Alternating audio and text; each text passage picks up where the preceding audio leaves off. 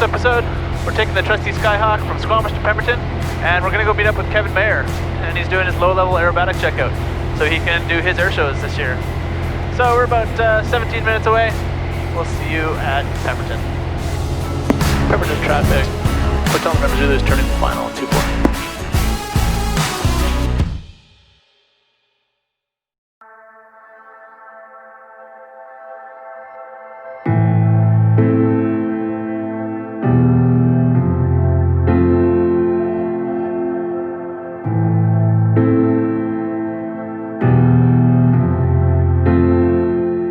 Well, we're in Pemberton, British Columbia, so that I can renew my low-level airshow waiver so I can fly air shows in this beautiful airplane. Every year, every airshow pilot has to be evaluated on their competency to fly aerobatics close to the ground in an airshow box. So we have an examiner coming up, Scratch Mitchell, and I have to demonstrate my sequence for him here.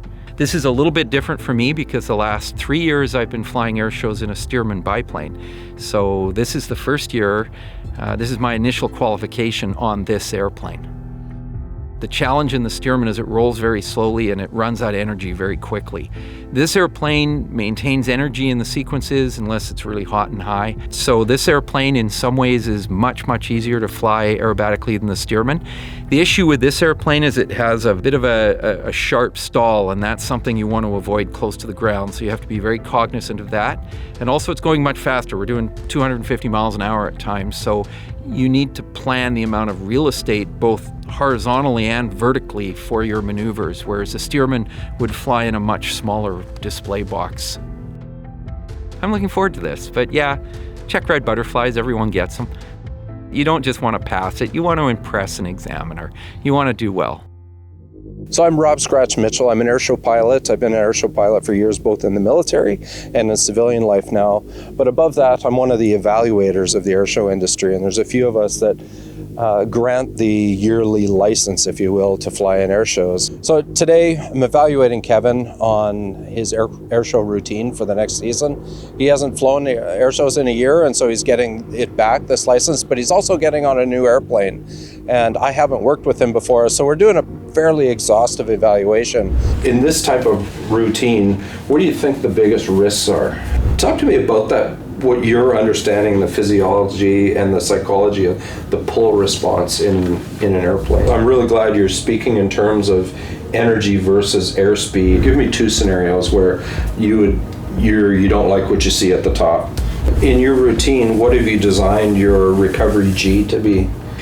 It's a G versus airspeed equation to get to that high-speed stall scenario, but 3.5 is what Okay. it is the recoveries, and the quote-unquote corner speed for the airplane is 165, and a target entry speed for a loop, that I'm using as a sort of bottom gate is 200, and that's generally what you're recovering at. right. And so you mentioned corner speed, and it's interesting. There's not a lot of people use corner speed as a concept, and I think it's a really good concept to introduce, because what does corner speed mean to you? It's the lowest speed that you can pull the maximum airframe G load, so that produces the smallest diameter turn or pull out, whichever way you're Right, you're doing maximizing your radius, or you minimize your radius, maximizing your rate. Any examiner has to be confident that you have knowledge, but he was wonderful. He transferred so much knowledge my way. It was really a great day. We don't want to be in a situation where we have to fly everything perfectly, and then flying your 3.3 G loop at sea level is a heck of a lot easier than flying at high density altitude where the airplane will just bite on you and scrub off energy.